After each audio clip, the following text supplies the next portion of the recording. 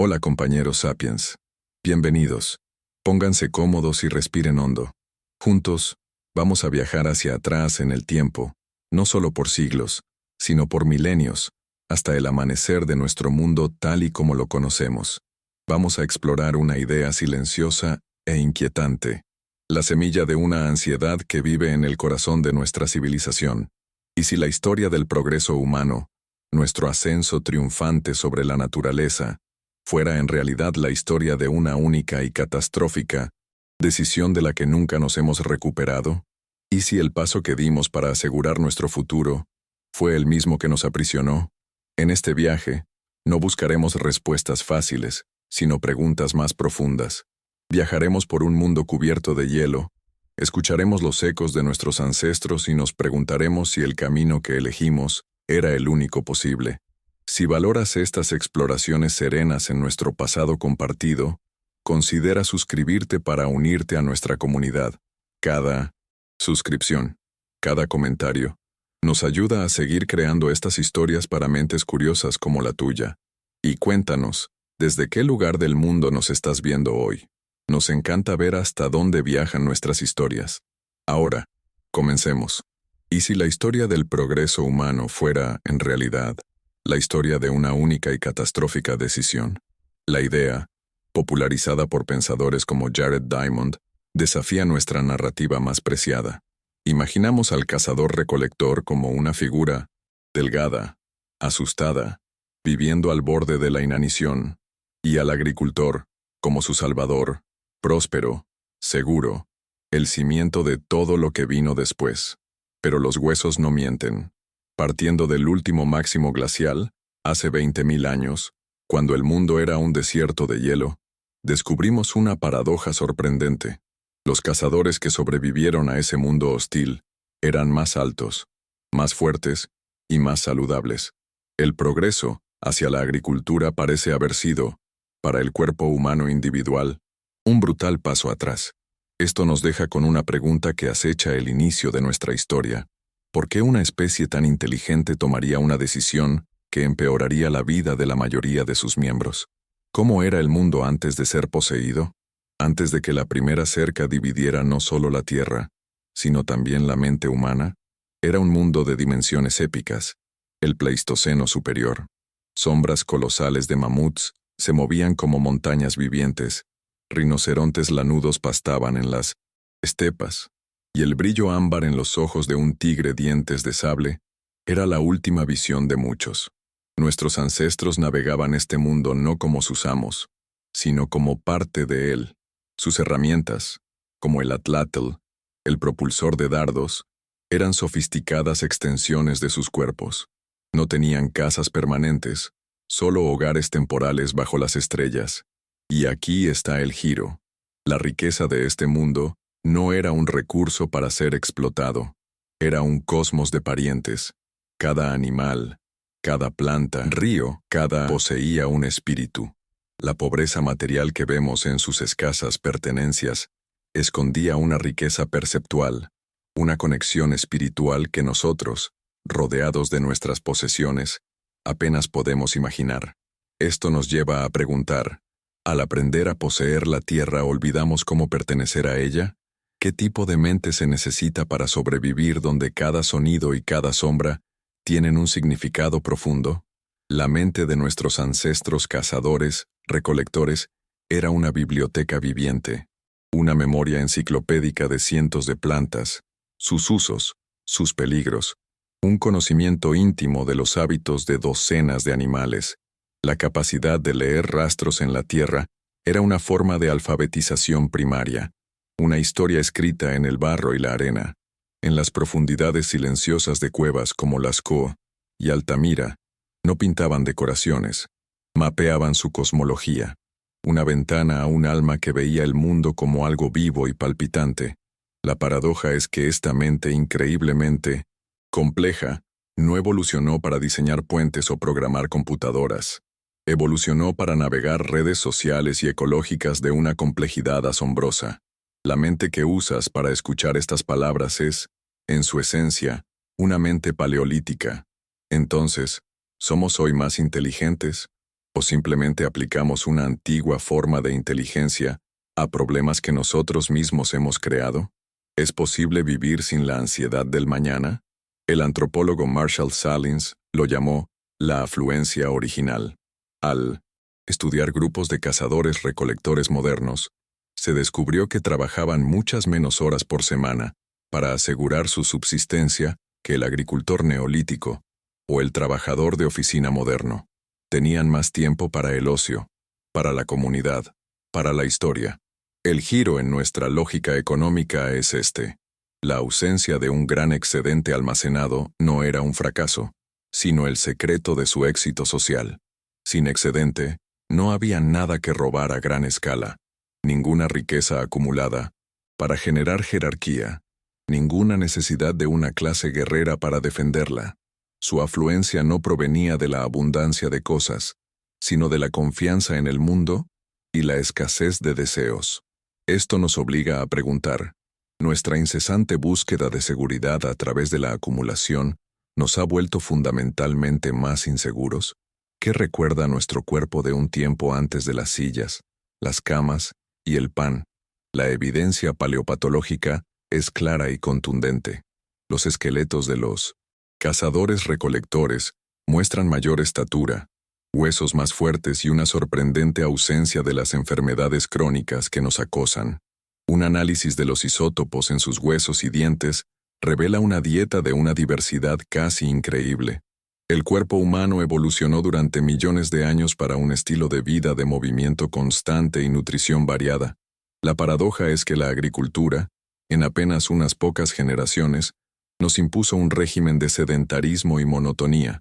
Nos atamos a un puñado de cereales para los que no estábamos preparados. Entonces, la pregunta surge de nuestros propios cuerpos adoloridos. ¿Estamos viviendo en cuerpos paleolíticos en un mundo neolítico? ¿Y es este el origen de muchas de nuestras enfermedades modernas? Cuando el mundo comenzó a derretirse, ¿qué se derritió dentro de la mente humana? Hacia el 12,700 a.C., el último máximo glacial llegó a su fin. El calentamiento Belling-Allerod transformó el planeta. El nivel del mar subió, ahogando costas enteras. Las tundras heladas se convirtieron en bosques densos. La megafauna, los grandes mamíferos que habían sido la base de la vida durante milenios, se extinguió. Pero este fin del mundo helado no fue una liberación, sino una crisis profunda. Este nuevo mundo, más cálido y húmedo, no era un paraíso, sino un caos.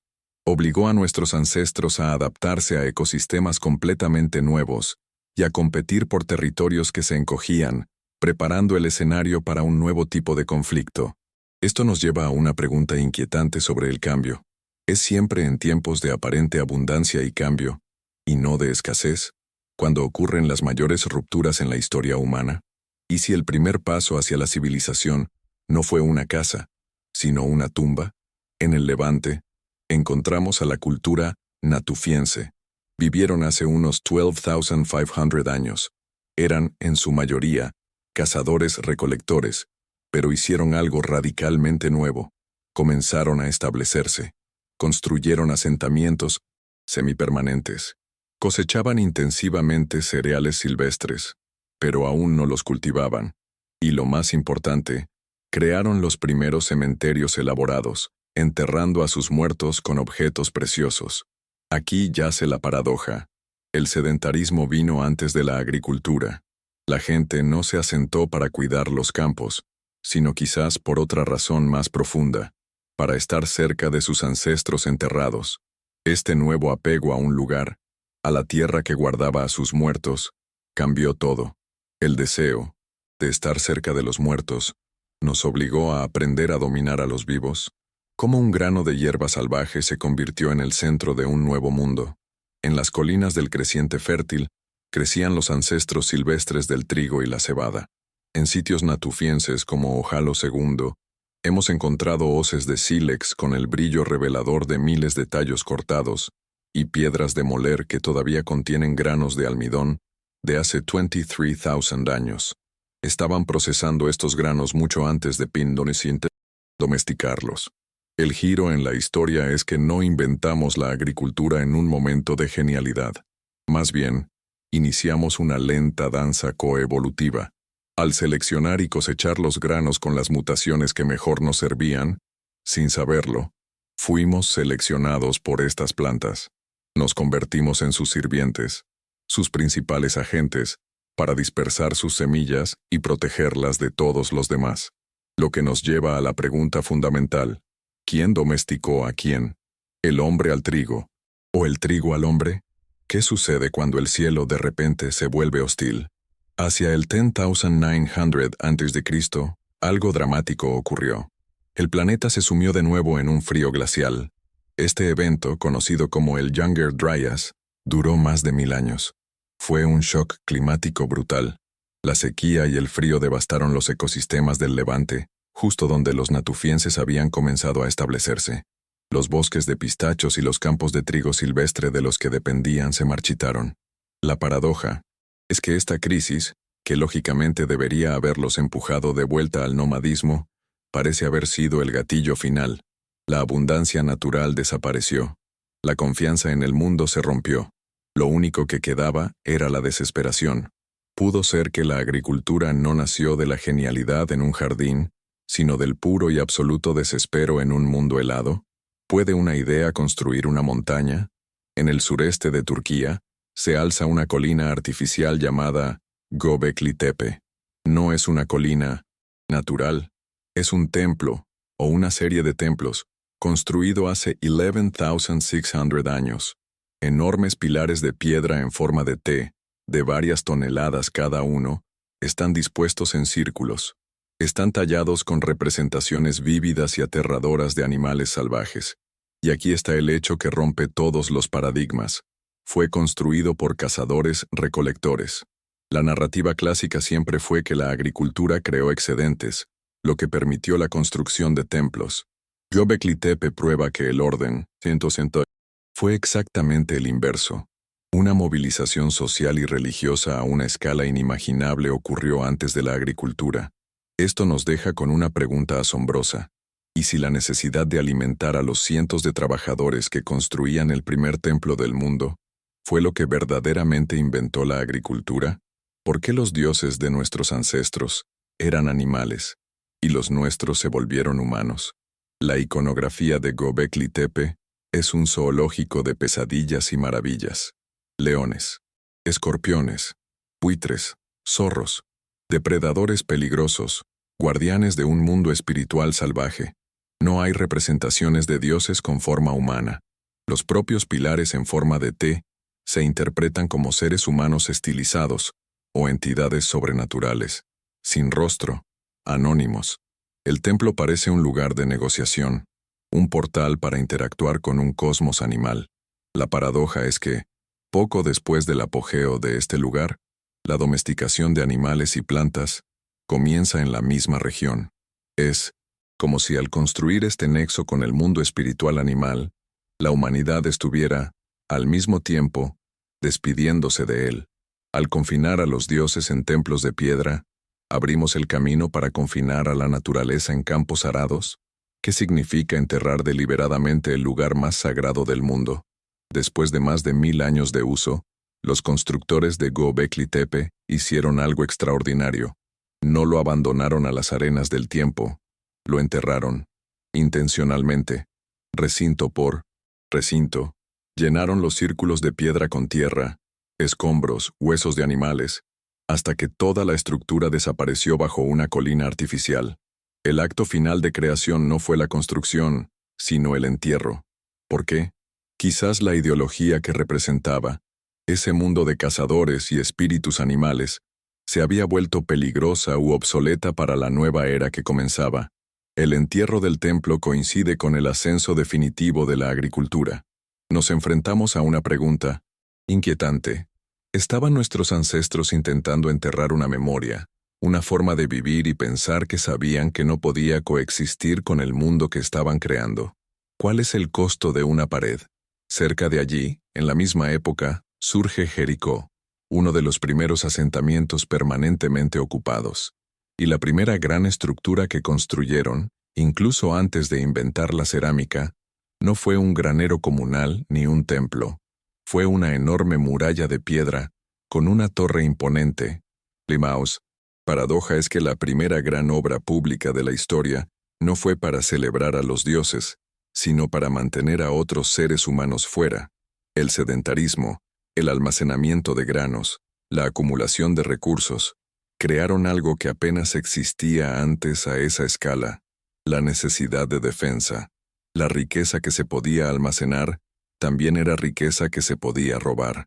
En el momento en que construimos la primera pared para protegernos, ¿comenzamos a vivir permanentemente con miedo? ¿Cómo se doblega una planta a la voluntad humana? El trigo einkorn silvestre tiene una característica útil para la planta, pero frustrante para nosotros. Su tallo, el raquis, es quebradizo. Cuando madura, se rompe y el viento dispersa las semillas. Ocasionalmente, una mutación genética produce una planta con un raquis resistente que no se rompe. Para la planta, es un fracaso evolutivo. Para un recolector humano, es un regalo. El giro es que los primeros agricultores no entendían la genética. Simplemente, al cosechar con sus hoces, recogían desproporcionadamente las plantas mutantes, las que no se habían deshecho de sus granos, y luego replantaban esas mismas semillas. Fue una selección inconsciente, un proceso lento, casi accidental. Una generación tras otra, un hábito se convirtió en una dependencia. ¿Y si la agricultura no fue una invención, sino un hábito que nos atrapó sin que nos diéramos cuenta? Para transformar un animal salvaje en ganado, ¿qué debe romperse primero? En los montes sagros, nuestros ancestros comenzaron a manejar los rebaños de besoares y muflones salvajes, los ancestros de las cabras y las ovejas. El proceso de domesticación no fue amable. Implicó una selección rigurosa, favoreciendo a los animales más dóciles, más pequeños, más sumisos. Los rebeldes y los líderes eran eliminados. La paradoja es que la domesticación no es un pacto de cuidado mutuo, sino una reingeniería biológica. Es el control total sobre la reproducción, la morfología y, fundamentalmente, sobre el espíritu. Se trata de quebrar la voluntad salvaje de un ser para transformarlo en una propiedad viva. Nos preguntamos entonces, al remover la naturaleza salvaje de los animales que nos rodean, ¿qué removimos de nosotros mismos? ¿Qué le sucede al cuerpo humano cuando el desayuno se vuelve siempre el mismo? Los esqueletos de los primeros agricultores nos cuentan una historia sombría. Un aumento dramático en las caries, causado por las dietas altas en carbohidratos. La aparición de la hipoplasia, del esmalte, líneas en los dientes que marcan periodos de desnutrición severa durante la infancia, y nuevas formas de artritis en las rodillas y la espalda, producto de las horas interminables de moler grano entre dos piedras. La agricultura produjo más calorías por hectárea, sí, pero la paradoja es que eran calorías de una calidad terrible. La dependencia de uno o dos cultivos básicos llevó a la desnutrición crónica, y por primera vez, a la hambruna masiva cuando esas cosechas fallaban, un riesgo que los cazadores-recolectores, con su portafolio de alimentos, rara vez enfrentaron. Cambiamos calidad por cantidad, ¿y ha definido ese trueque la condición humana desde entonces? ¿Cuándo nos convertimos en una plaga para nosotros mismos? Muchas de las enfermedades que han atormentado a la humanidad tienen su origen en nuestros animales domesticados. El sarampión y la tuberculosis evolucionaron a partir de enfermedades del ganado. La viruela también. La vida en aldeas densamente pobladas, en proximidad constante con nuestros animales y sus desechos, creó el caldo de cultivo perfecto para que nuevos patógenos saltaran la barrera de las especies. La paradoja es que la civilización no nos hizo más limpios ni saludables. Creó la multitud, las aguas residuales y la epidemia. La vida nómada en pequeños grupos era una cuarentena natural, una barrera que la agricultura demolió para siempre.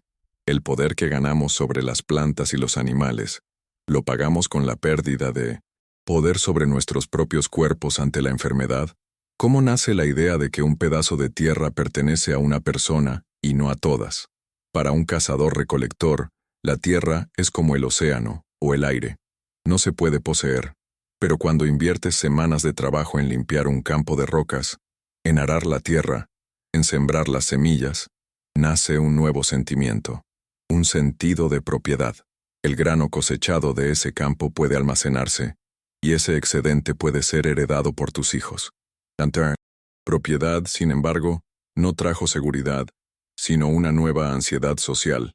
Generó disputas de herencia, creó, por primera vez, una división duradera entre familias ricas y pobres, y demandó la creación de leyes y estructuras de poder para protegerla. La primera semilla plantada en la tierra fue también la semilla de la desigualdad. ¿Por qué una invención que debía ahorrar tiempo terminó robándonos todo nuestro tiempo? El ciclo de la agricultura es implacable. Limpiar los campos, arar, sembrar, desherbar, proteger los cultivos de las plagas, cosechar, trillar, moler. Cada paso es un trabajo arduo que consume tiempo y energía. Comparemos eso con la caza o la recolección, actividades a menudo más esporádicas, con largos periodos de ocio entre ellas. La agricultura prometía un excedente para los tiempos de escasez, pero la paradoja es que la propia agricultura creó una escasez de tiempo. El agricultor se convirtió en un esclavo del ciclo estacional de sus plantas. Un ciclo mucho más exigente que cualquier otro que la humanidad hubiera conocido. Al dominar el ritmo de la naturaleza, nos convertimos en esclavos de un nuevo ritmo, el del trabajo incesante. Si la agricultura fue un error tan grande, ¿por qué no hubo vuelta atrás? La respuesta es simple y aterradora: el crecimiento poblacional. La agricultura, a pesar de la mala nutrición, permitía producir más calorías por metro cuadrado, lo que a su vez permitía que más gente sobreviviera y se reprodujera. En unas pocas generaciones, la población creció tanto que volver a un estilo de vida de caza y recolección se volvió imposible. Simplemente, ya no había suficientes bosques ni animales salvajes para alimentar a tantas personas. Es la trampa del éxito. Cada generación producía un poco más de comida, lo que permitía un poco más de población, lo que exigía aún más comida y más agricultura. Fue un ciclo de retroalimentación que se cerró sobre nosotros. ¿Somos libres de tomar nuestras decisiones? ¿O somos prisioneros de las decisiones tomadas por nuestros ancestros hace 10,000 años? ¿Qué sabiduría perdimos cuando dejamos de seguir a los animales y comenzamos a acercarlos? El conocimiento ecológico de un cazador-recolector era vasto y profundo. Dependía de entender las migraciones, los ciclos de vida, el comportamiento de docenas de especies. Su mundo era un tejido complejo de interrelaciones. La agricultura, aunque se centra en la naturaleza, representa una simplificación radical del conocimiento. El agricultor necesita saber mucho sobre muy pocas especies domesticadas, mientras que el cazador necesitaba saber un poco sobre muchísimas especies salvajes. Perdimos la amplitud por una profundidad muy estrecha. Nos preguntamos si, al convertirnos en expertos en controlar la vida, olvidamos cómo escuchar sus múltiples voces. ¿Cuándo el cráneo de un ancestro se convirtió en un objeto para ser guardado y venerado dentro de casa? En lugares como Jericó y Sataloyuk, encontramos una práctica sorprendente. Retiraban los cráneos de algunos muertos, los recubrían con yeso para recrear sus facciones, a veces con conchas en lugar de ojos, y los guardaban dentro de las casas. El giro aquí es que los ancestros ya no descansaban en un lugar sagrado común, sino que eran traídos al espacio doméstico. El linaje y la herencia se volvieron visiblemente presentes, una prueba tangible y constante de los derechos de una familia sobre una casa, y por extensión, sobre una tierra. Así, el culto a los innocentes antepasados fue una forma de consuelo espiritual o la primera escritura de propiedad. La explosión demográfica fue una señal del éxito de la agricultura o de su fracaso fundamental. Las mujeres agricultoras comenzaron a tener más hijos y en intervalos más cortos. La vida sedentaria y una dieta rica en carbohidratos aumentaron las tasas de fertilidad. Pero esta explosión de nacimientos esconde una oscura paradoja. La mortalidad infantil también se disparó. La desnutrición y las nuevas enfermedades infecciosas hicieron estragos en los más pequeños. El crecimiento de la población no fue impulsado por vidas más largas o saludables, sino por un ciclo frenético de más nacimientos y más muertes, creando una demografía inestable y frágil. Y si el verdadero producto de la agricultura no fue el grano, sino más cuerpos para trabajar la tierra y luchar por ella, ¿cómo el poder dejó de tratarse de sabiduría para tratarse de quién controla el granero? En las sociedades de cazadores-recolectores, el liderazgo se basaba en la habilidad, la experiencia y la persuasión. Era temporal y nunca absoluto. La agricultura lo cambió todo. La capacidad de controlar el almacenamiento y la redistribución del grano excedente otorgó un poder sin precedentes a ciertos individuos o familias. La paradoja es que este poder, a diferencia del anterior, podía acumularse, podía hacerse permanente, institucionalizado, hereditario. La desigualdad social no nació de la malicia, sino de algo tan inocente como una vasija de grano guardada para el invierno. ¿Es la guerra una invención de la civilización? La violencia entre individuos ciertamente existió en el Paleolítico, pero la guerra, el asesinato organizado y sistemático de un grupo por otro para apoderarse de recursos, parece ser una innovación neolítica. En cementerios como Talheim, en Alemania, encontramos fosas comunes con poblaciones enteras masacradas, con puntas de flecha incrustadas en sus huesos. La paradoja es que los campos arados, el símbolo de la vida y el sustento, se convirtieron en el primer recurso por el que valía la pena matar y morir a gran escala. Al crear algo que valía la pena defender, hicimos inevitable la necesidad de atacar. ¿Por qué las primeras deidades de la agricultura eran casi siempre femeninas? A lo largo del Neolítico, encontramos innumerables estatuillas de figuras femeninas de caderas anchas y pechos grandes, las llamadas Venus. Eran diosas madre, símbolos de la fertilidad. El poder de la tierra para dar vida a las plantas era visto como análogo al poder del cuerpo femenino para dar a luz. Sin embargo, la paradoja es que, mientras se adoraba a estas diosas, la evidencia arqueológica sugiere que el estatus real de las mujeres comenzaba a declinar. El trabajo agotador en los campos y la presión social para tener más hijos las confinaron cada vez más a la esfera doméstica. La adoración de la diosa madre fue una celebración del poder femenino o un mito para justificar su confinamiento y explotación. ¿Qué nos dice la leche sobre nuestra capacidad para cambiar nuestra propia biología? La mayoría de los mamíferos, incluidos los humanos, pierden la capacidad de digerir la lactosa de la leche después del destete. Sin embargo, en las poblaciones que domesticaron el ganado, surgió y se extendió una mutación genética que permite a los adultos seguir produciendo la enzima lactasa. Es un ejemplo asombroso de cómo la agricultura nos rehizo desde adentro. No solo cambiamos nuestro entorno cultural comenzó a reescribir activamente nuestros genes a una velocidad evolutiva vertiginosa. Si la agricultura pudo alterar nuestro ADN en unos pocos miles de años, ¿qué otras transformaciones sutiles y profundas ha operado en nosotros que aún no comprendemos? ¿Cómo la invención de la cerámica cambió nuestra forma de pensar sobre el futuro? Alrededor del 7000 a.C., los recipientes de cerámica se volvieron comunes en el creciente fértil. Permitían almacenar grano a salvo de la humedad y las plagas. Permitían hervir alimentos, creando papillas que facilitaron el destete temprano de los niños. Una simple vasija de barro es, en realidad, un objeto tecnológico que representa una actitud completamente nueva hacia el tiempo. Es un contenedor para el excedente, una apuesta contra la incertidumbre del mañana y un catalizador de la explosión demográfica. La paradoja es que al crear un objeto para contener el alimento, creamos también un nuevo tipo de ansiedad por mantenerlo siempre lleno. ¿Es una casa una máquina para vivir o una prisión para el alma?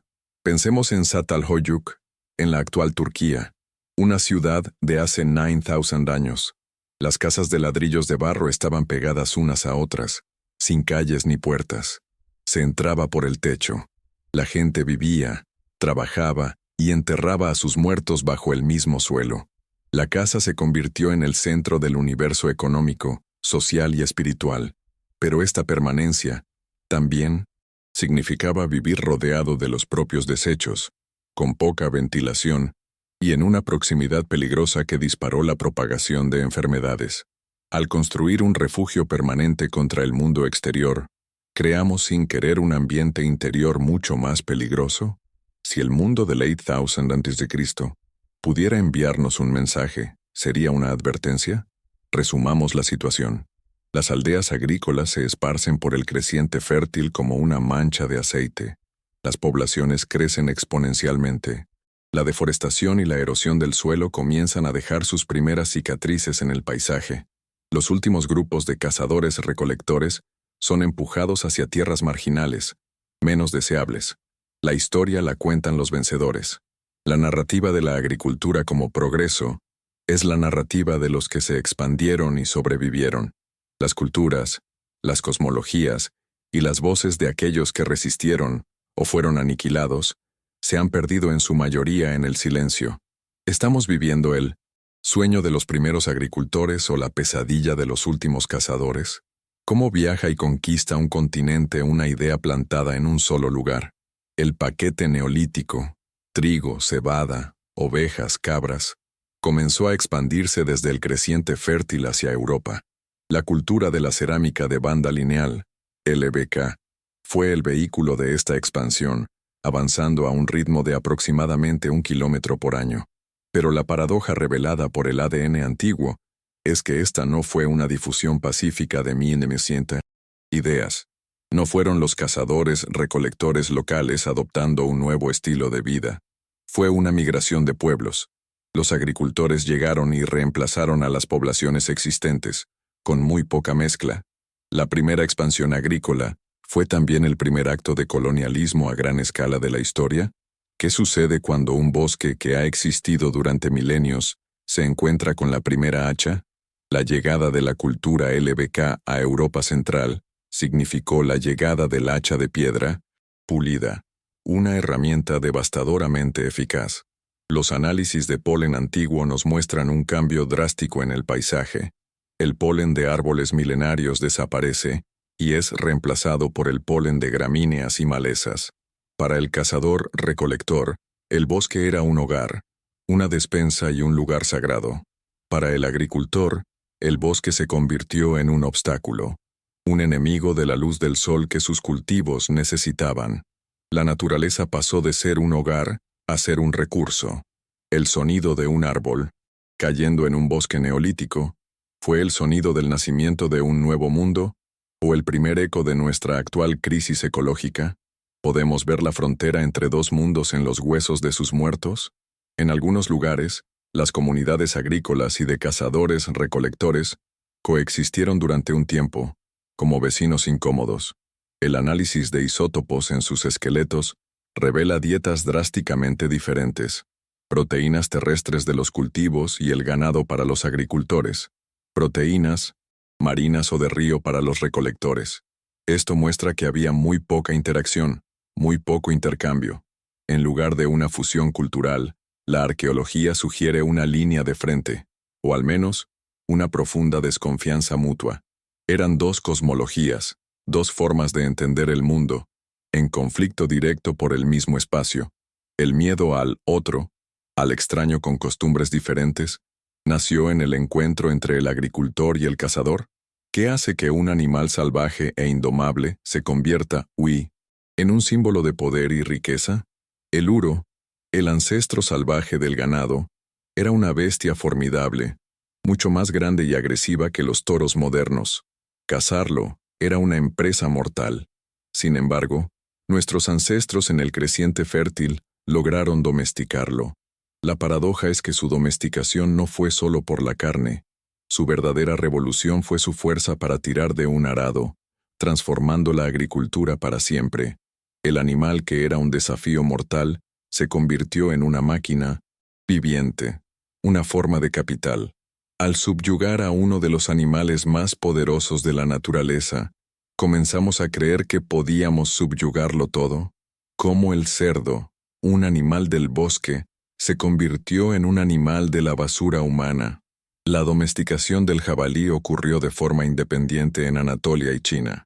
A diferencia de las ovejas o las vacas que necesitan pastos, los cerdos son omnívoros y se adaptaron perfectamente a vivir de los restos de comida y los desechos de las aldeas neolíticas. El cerdo representa la domesticación de la inmundicia. Transformaba la basura en proteína, convirtiéndose en el animal de granja más eficiente, pero paradójicamente, también en el más despreciado en muchas culturas posteriores. Nuestra relación ambivalente con el cerdo refleja una ambivalencia sobre los propios residuos y excesos que nuestra sociedad sedentaria comenzaba a crear.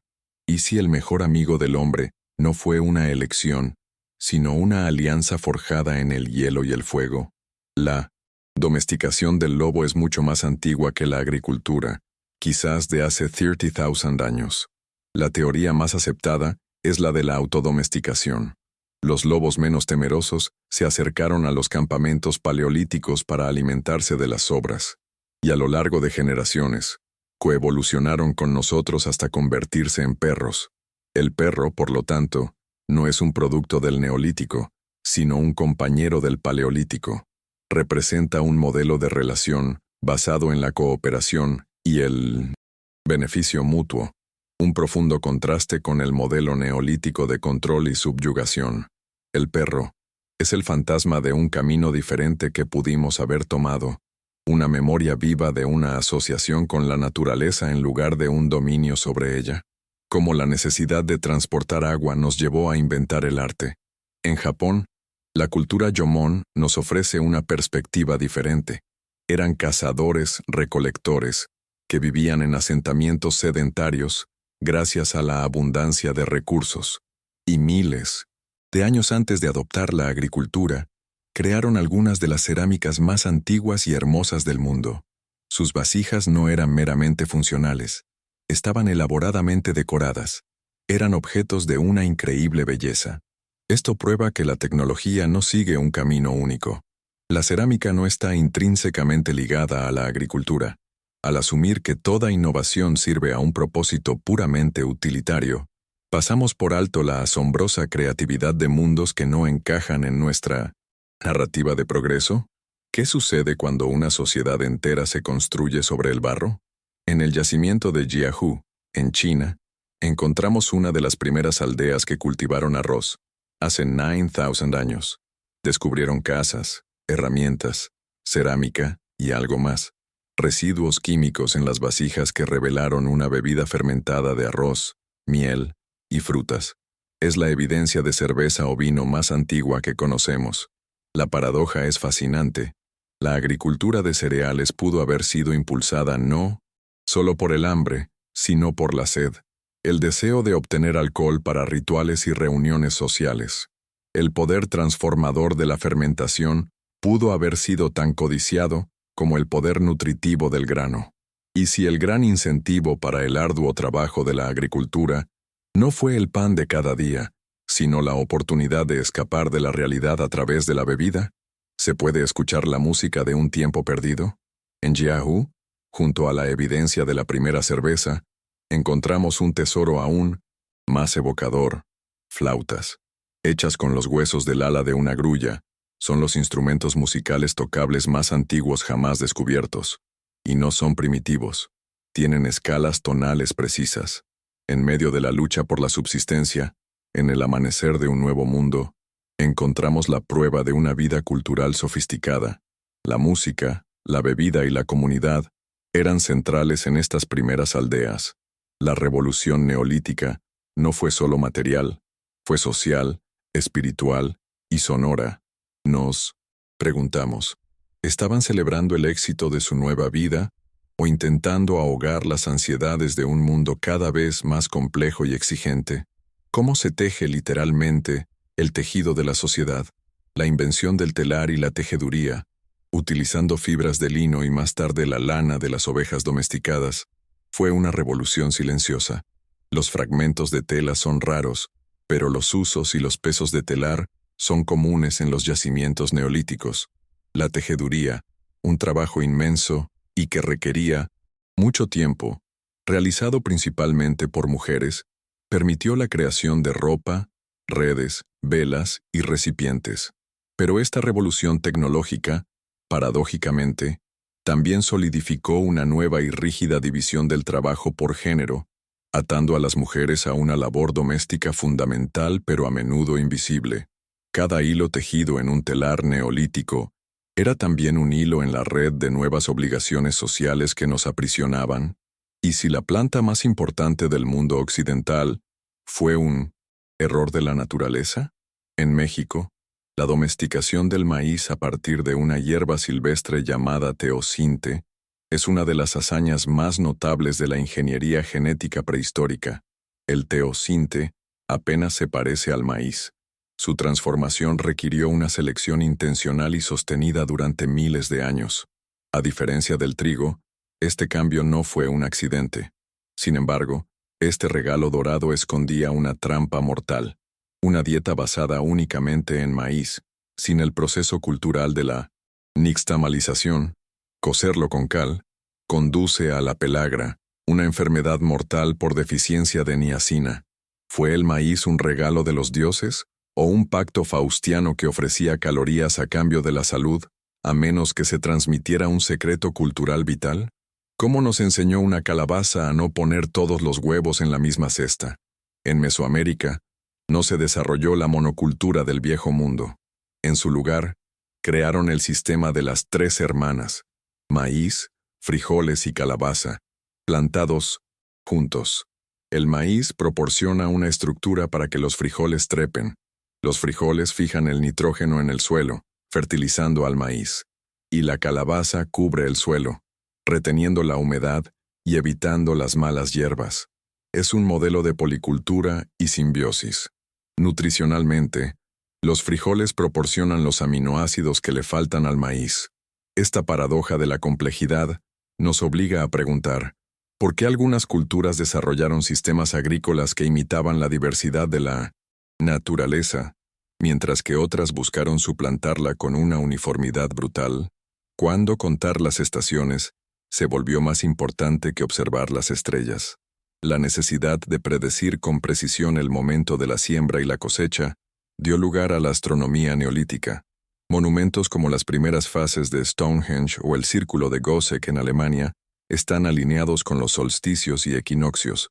La observación del cielo, que para el cazador era una fuente de mitología y cosmología, se convirtió en una herramienta pragmática, un calendario agrícola. El cielo fue transformado de un libro de historias sagradas a un manual de instrucciones.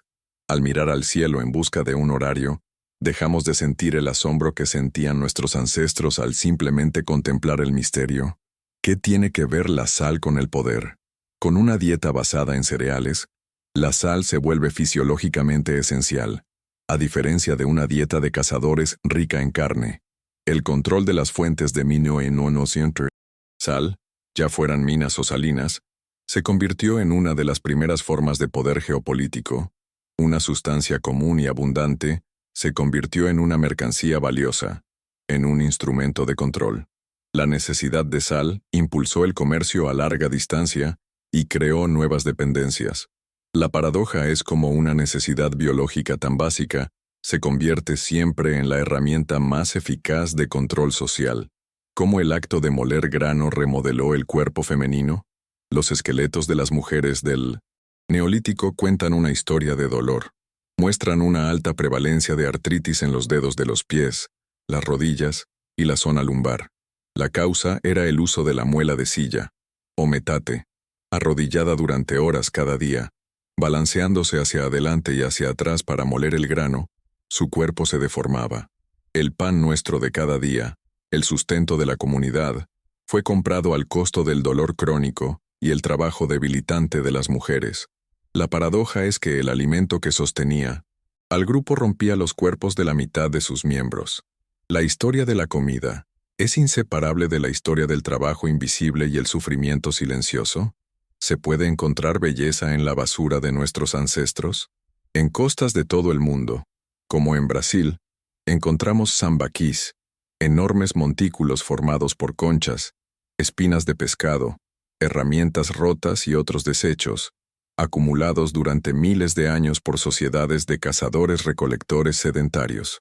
Estos basureros prehistóricos son, paradójicamente, archivos increíblemente ricos.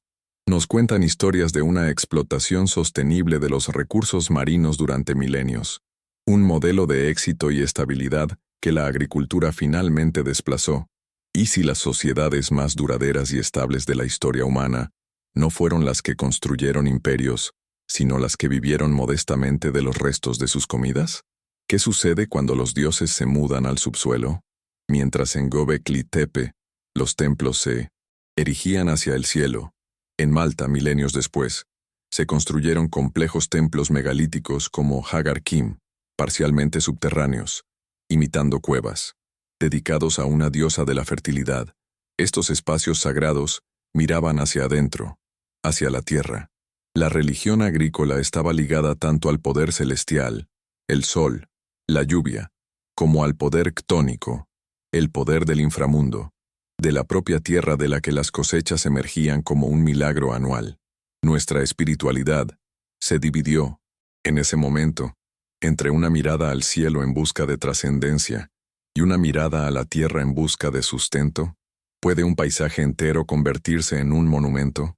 En los campos de Seide, en Irlanda, una gruesa capa de turba ha preservado un paisaje de hace 5,000 años. Es un vasto sistema de campos rectangulares, muros de piedra y tumbas. Es el paisaje cercado más antiguo que se conoce en el mundo.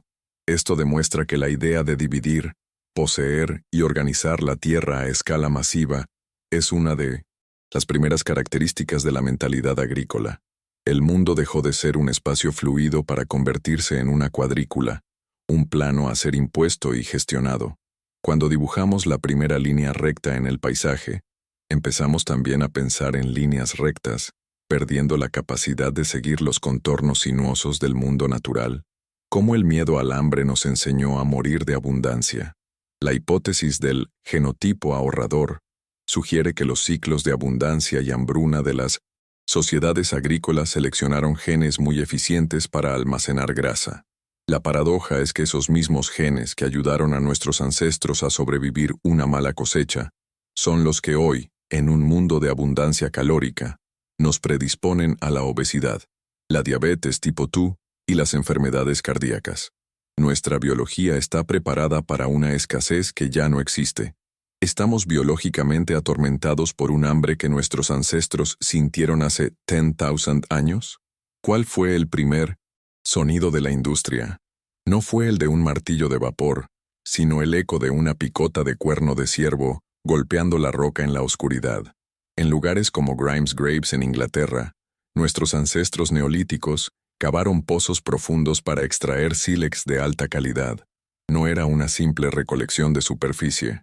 Era minería organizada, peligrosa y laboriosa, destinada a la producción en masa de hachas para talar los bosques. Fue el comienzo de la extracción de recursos a escala industrial.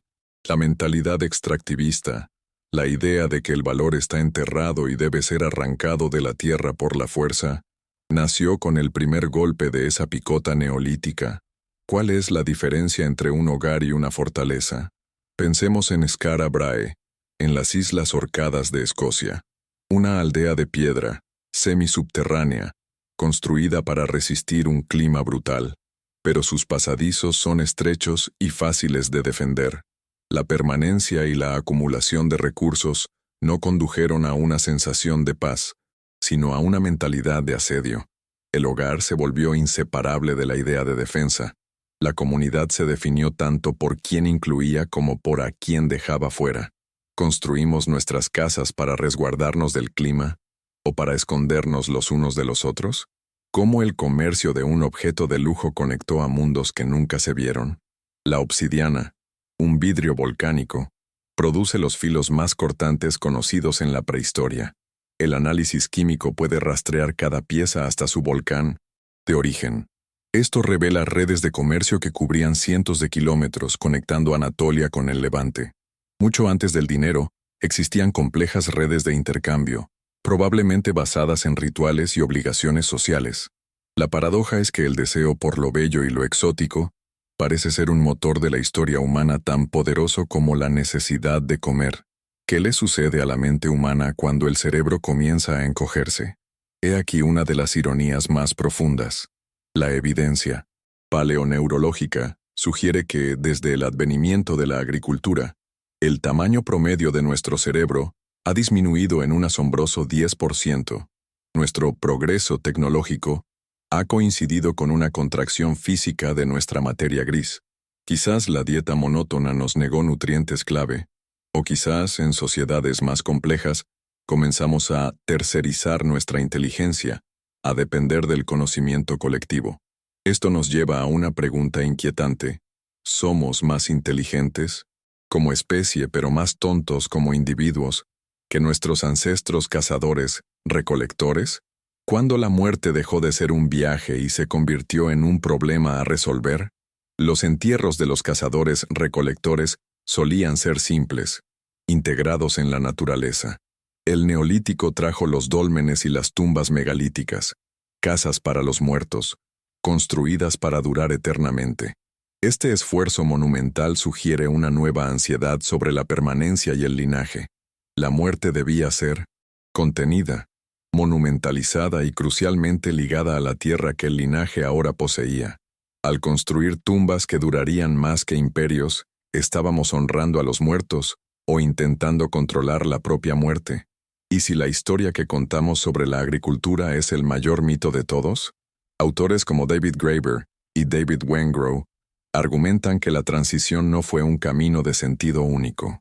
La evidencia arqueológica muestra a pueblos que adoptaron la agricultura y luego la abandonaron, que alternaron entre estilos de vida, demostrando una enorme flexibilidad y capacidad de elección.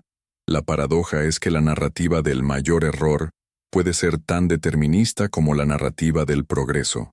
La realidad fue más desordenada, experimental y diversa. Nuestros ancestros no fueron tontos que cayeron en una trampa. Estaban tomando decisiones sociales y políticas conscientes, cuyas consecuencias a largo plazo no podían prever. ¿Y si la verdadera trampa no fue la agricultura en sí, sino la pérdida de la flexibilidad y la libertad para elegir diferentes formas de vivir? ¿Se puede heredar la desigualdad? En los cementerios neolíticos, vemos la respuesta. Junto a tumbas sencillas, aparecen otras muy elaboradas, con cerámica fina, herramientas exóticas y joyas. Y lo más revelador es que a menudo encontramos niños enterrados con estas riquezas. Esto indica que el estatus ya no se ganaba, se heredaba. Es el comienzo de la desigualdad social estructural. Por primera vez en la historia humana, tu destino estaba determinado no solo por tu habilidad, sino por la familia en la que nacías. El primer niño que heredó un campo de su padre fue también el primero en heredar un mundo de privilegios e injusticia. ¿Cómo se vuelve sagrado un paisaje? Los grandes monumentos neolíticos no estaban colocados al azar. Las tumbas se alineaban con picos de montañas distantes. Los círculos de piedra se construían en relación con los ríos. El paisaje no era un mero telón de fondo, era un participante activo en su cosmología. A la vez que la agricultura convertía la tierra en un recurso a explotar, también creaba la necesidad de anclar el nuevo orden social en una geografía sagrada, monumentalizando ciertos lugares para legitimar la posesión de la tierra. Creamos lugares sagrados para honrar la tierra, o para justificar nuestro reclamo sobre ella. ¿A qué olía el neolítico? Tratemos de reconstruir su ambiente sensorial, el olor penetrante del humo de leña, el olor del estiércol, de los animales que vivían a pocos metros, el olor a grano mohoso en el almacén, el olor a sudor humano y a basura en descomposición. El mundo del cazador-recolector estaba lleno de los olores limpios de la tierra húmeda y las plantas. El mundo neolítico introdujo el hedor de la vida sedentaria y concentrada. Nuestra aversión moderna a estos olores, nuestra obsesión con la limpieza, ¿es un intento de borrar la memoria olfativa del costo de la civilización? ¿Cuándo un vecino se convirtió en una amenaza? En el Neolítico, proliferan armas que parecen diseñadas específicamente para usarse contra humanos. Masas de piedra pulida, perfectas para aplastar cráneos. Dagas de sílex, inútiles para cazar. A medida que los asentamientos se hicieron más grandes y ricos, también lo hizo el potencial de conflicto. La violencia dejó de ser solo una explosión de ira para convertirse en una herramienta calculada para adquirir riqueza. La primera cosecha abundante fue también la primera tentación para el robo organizado. ¿Qué revela nuestra mandíbula sobre el trabajo que ya no hacemos? Comparen la mandíbula de un cazador-recolector con la de un agricultor. La del cazador es más grande, más robusta, con dientes perfectamente alineados. La del agricultor es más pequeña, lo que a menudo lleva al apiñamiento de los dientes. La paradoja es que la dieta blanda de papillas y pan cocido no exigía el esfuerzo de masticación de la carne dura y las raíces fibrosas. En pocas generaciones, nuestra propia estructura facial cambió en respuesta a esta falta de trabajo. Si hasta nuestros huesos fueron remodelados por la conveniencia, ¿qué partes más sutiles de nuestra resiliencia y fuerza hemos perdido sin siquiera darnos cuenta? ¿Por qué abandonar un océano de abundancia por un campo de trabajo? La agricultura no fue el único camino hacia la complejidad. En la costa del Pacífico noroeste de América o en el Báltico, existieron sociedades de cazadores-recolectores que vivían en aldeas permanentes, con jerarquías sociales y arte monumental, todo ello sustentado por la increíble riqueza del salmón o los recursos marinos, sin necesidad de agricultura. Esto prueba que el sedentarismo y la complejidad no dependían de los cultivos.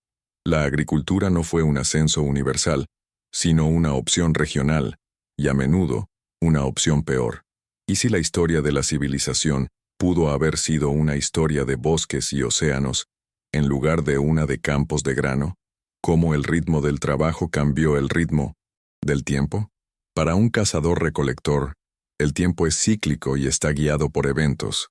La migración del caribú, la maduración de las bayas. Para el agricultor, el tiempo se vuelve lineal y está guiado por tareas. Es tiempo de arar, tiempo de sembrar, tiempo de cosechar. La agricultura inventó el horario. La necesidad de coordinar el trabajo de muchos en tareas estacionales llevó a la creación de calendarios y a una nueva disciplina temporal. El futuro dejó de ser un flujo para navegar y se convirtió en un proyecto para gestionar.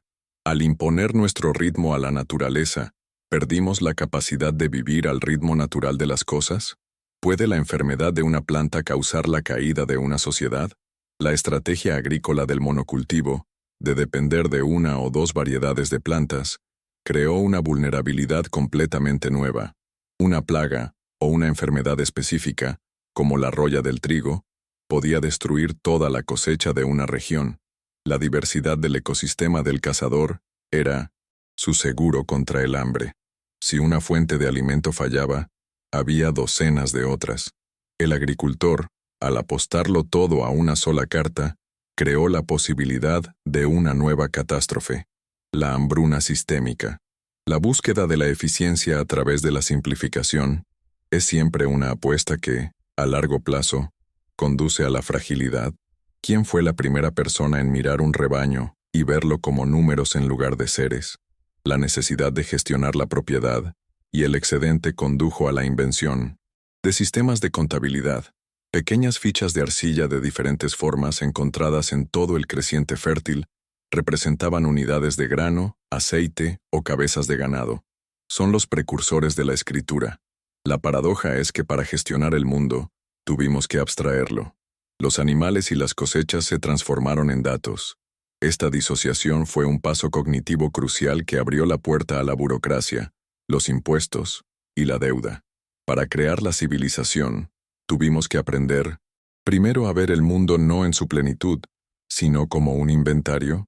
¿Y si la domesticación más importante no fue la de una planta o un animal, sino la del propio ser humano?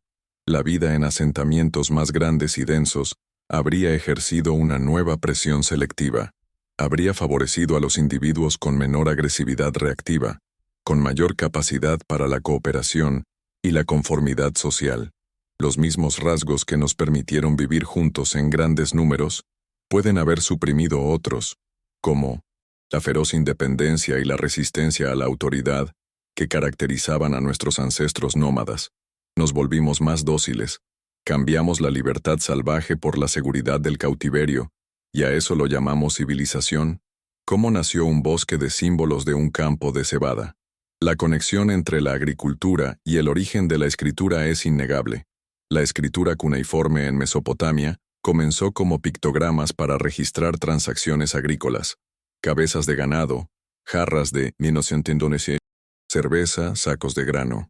La paradoja es que la poesía, la ley, la historia y la literatura, algunos de los mayores logros de la humanidad, tienen su humilde raíz en la necesidad de un burócrata neolítico de saber quién debía cuántos granos al templo. La palabra escrita nació para servir a la propiedad. Si el lenguaje escrito se inventó para controlar y registrar, ¿podemos realmente usarlo para liberarnos? ¿Qué sucede cuando el trabajo de un hombre se vuelve más valioso que el de una mujer?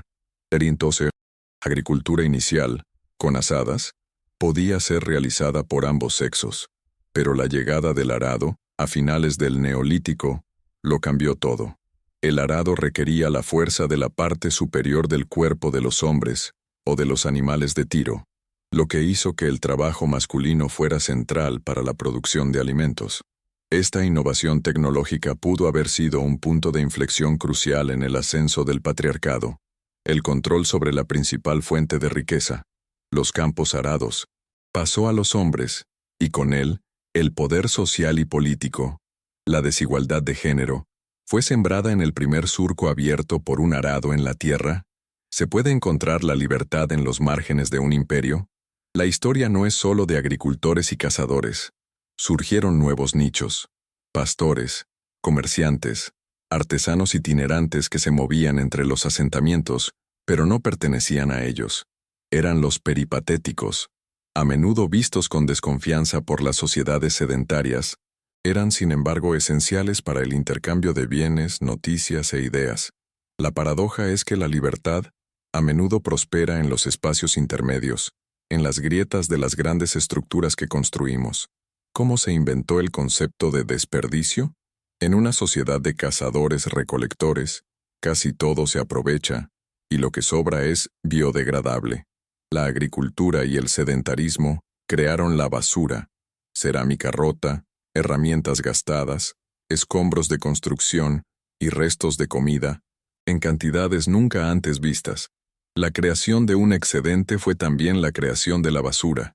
Nuestra capacidad para producir más de lo necesario está intrínsecamente ligada a nuestra capacidad para desechar y contaminar. El vertedero es el hermano gemelo del granero. Nuestra civilización se mide por lo que construimos o por lo que dejamos atrás como basura. ¿Por qué empezaron a trabajar los niños? En un grupo de cazadores, los niños aprenden jugando, pero su trabajo no es crucial para la subsistencia. En una granja, tareas como desherbar, espantar pájaros o cuidar de animales pequeños podían ser, y eran, realizadas por niños, convirtiéndolos en activos económicos. La agricultura acortó la infancia. La necesidad de mano de obra transformó a los niños de aprendices en trabajadores. La presión por tener más hijos no era solo demográfica, sino también económica. El concepto de la infancia como un tiempo protegido para jugar, ¿es un lujo moderno o un derecho antiguo que se perdió? ¿Cuándo empezó la tierra a tener sed? Las primeras tentativas de irrigación en Mesopotamia consistieron en desviar pequeños arroyos para regar los campos de trigo en climas áridos. Esto permitió cosechas masivas y el florecimiento de las ciudades. Pero fue el primer paso en una reingeniería hidrológica a gran escala del planeta, y trajo consigo una consecuencia no deseada, la salinización. La evaporación del agua deja atrás sales que, con el tiempo, envenenan el suelo y lo vuelven estéril, un problema que derribó a civilizaciones posteriores. Al dar de beber a nuestros campos, ¿plantamos la semilla de futuros desiertos? ¿Puede la historia de una persona contarse a través de sus dientes? El sarro fosilizado en los dientes neolíticos es una cápsula del tiempo microscópica. Atrapa micropartículas de alimentos, polen y bacterias, permitiendo a los científicos reconstruir en detalle la dieta, las enfermedades e incluso el entorno de una persona de hace miles de años. La paradoja es que la misma placa que evidencia una dieta pobre y que les causaba caries, ahora nos cuenta su historia. ¿Qué historias no contadas están escritas en nuestros propios cuerpos, esperando la tecnología adecuada para ser leídas. ¿Por qué algunas personas eligieron vivir sobre el agua? En los lagos de Suiza y otras partes de Europa, encontramos los restos de aldeas neolíticas construidas sobre pilotes, en el agua. Vivir sobre un lago ofrecía una excelente defensa contra enemigos y depredadores, además de un fácil acceso a los recursos acuáticos. Fue una solución ingeniosa, pero también nos muestra que, para muchos, la vida en tierra firme ya se había vuelto lo suficientemente peligrosa y competitiva como para que la gente eligiera huir. La ingeniosidad humana es impulsada más a menudo por la inspiración o por el miedo. Como la miel, el primer dulce, se convirtió en el símbolo de una era perdida. Antes de la caña de azúcar o la remolacha, la única fuente concentrada de dulzura era la miel. Era un alimento preciado, una medicina y la base para el hidromiel. Las pinturas rupestres nos muestran la peligrosa recolección de panales. Con el auge de la agricultura de cereales, el azúcar se volvió más raro en la dieta. La tierra prometida que emana leche y miel se convirtió en una memoria mítica, el recuerdo de una abundancia perdida, un paraíso de cazadores-recolectores que contrastaba con la dura realidad del campo. Nuestros mitos de una edad de oro son ecos de una memoria cultural de la vida antes de la agricultura, cuando el viaje se volvió más importante que el destino. En el Neolítico aparecen caminos procesionales, como el Sweet Track, en Inglaterra, una pasarela de madera construida sobre un pantano para conectar asentamientos con lugares rituales. La construcción de estas rutas requería un enorme esfuerzo comunitario. Esto sugiere que el acto de viajar a través del paisaje hacia un lugar sagrado se convirtió en un ritual en sí mismo. El espacio entre los lugares adquirió un nuevo significado. La civilización no se trata solo de construir lugares, sino de crear los caminos, físicos y mentales, que nos conectan a ellos. ¿Cuál es el peso de la ascendencia? Dentro de una tumba de corredor neolítica como Newgrange en Irlanda, los huesos de cientos de individuos eran mezclados a lo largo de generaciones. La identidad ya no era solo personal. Se definía por una profunda conexión con un linaje colectivo, todos atados a un pedazo de tierra específico. El pasado se convirtió en una presencia física, pesada, monumental en el paisaje. ¿Vivimos nuestras vidas hacia adelante o caminamos siempre bajo el peso de los que vinieron antes que nosotros? ¿Qué nos puede decir una vasija rota sobre la ira? Los arqueólogos a menudo encuentran cerámica que fue deliberadamente destrozada en contextos rituales. No se rompió por accidente. En un mundo donde fabricar una vasija era un proceso largo y vital, su destrucción era un acto de enorme significado. Podría ser una muestra de riqueza, un acto de liberación catártica o un ritual para marcar el fin de algo. La paradoja es que en el acto de destruir algo valioso, creaban un nuevo tipo de significado. La necesidad de destruir es tan fundamental como la necesidad de crear. ¿Cómo cambió para siempre el paisaje sonoro del mundo? Contrastemos el sonido del Paleolítico, el viento, el agua, los sonidos de animales salvajes, con el del Neolítico, el sonido constante de las hachas contra la madera, el lop, chirrido de las piedras de moler, el balido de las ovejas, el llanto de más bebés en un espacio más reducido. La humanidad dejó de ser una voz más en el coro de la naturaleza para convertirse en el sonido dominante. Nuestra actividad comenzó a ahogar los sonidos del mundo natural. Si ya no podemos escuchar el mundo, ¿cómo podemos esperar entenderlo? La hospitalidad, ¿es una virtud o una estrategia de supervivencia? En sociedades sin Estado, la capacidad de acoger a extraños y crear lazos de obligación mutua era crucial. Era una forma de hacer alianzas y asegurar ayuda en tiempos de necesidad, pero con el sedentarismo y la propiedad, la hospitalidad se volvió más arriesgada. El extraño podía ser un ladrón o un enemigo. El umbral de la puerta se convirtió en una frontera. La desconfianza comenzó a superar la obligación de acoger. El miedo al extraño, ¿es el precio que pagamos por tener algo que perder? ¿Y si la domesticación nunca ha terminado?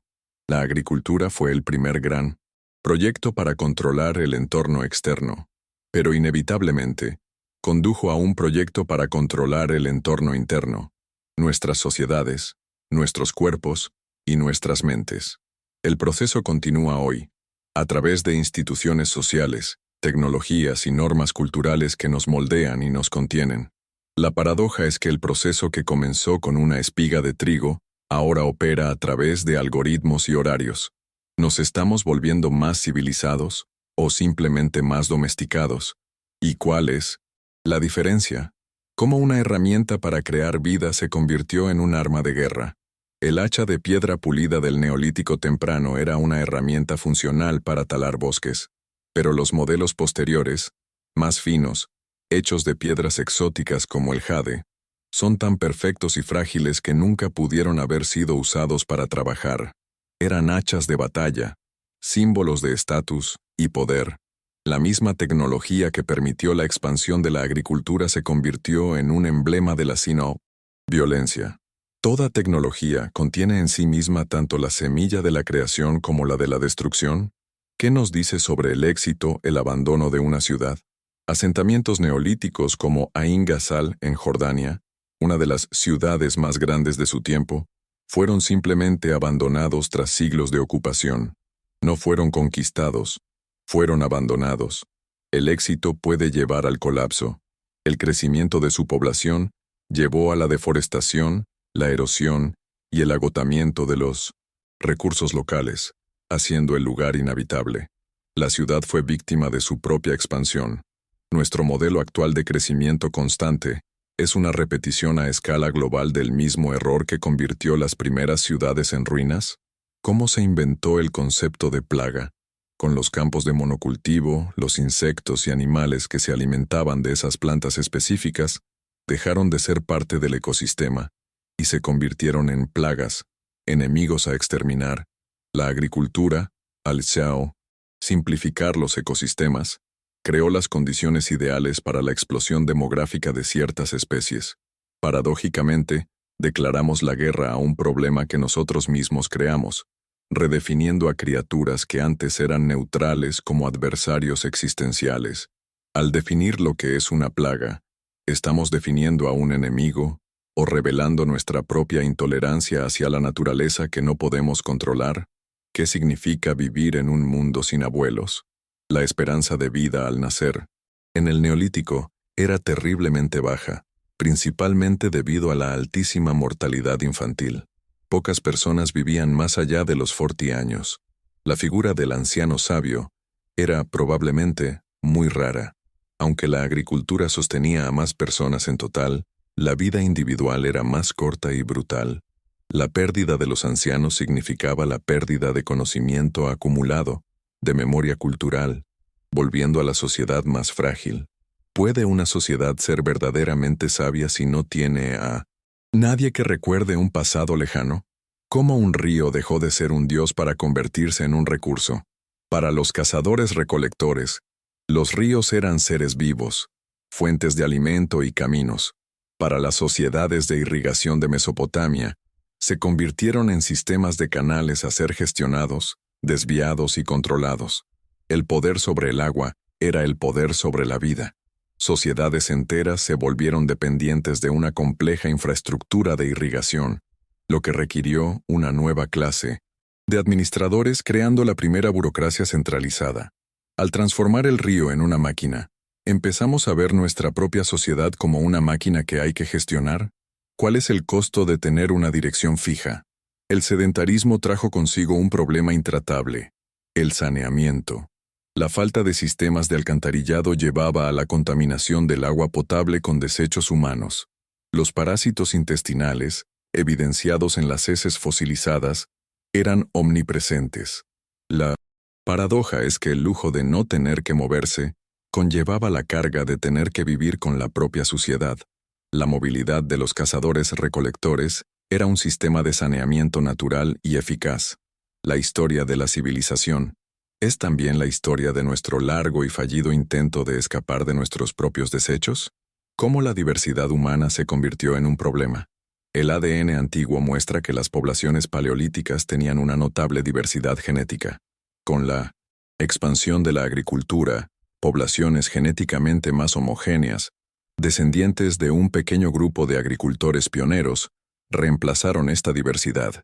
La agricultura, aunque aumentó el número total de humanos, redujo la diversidad genética a nivel regional.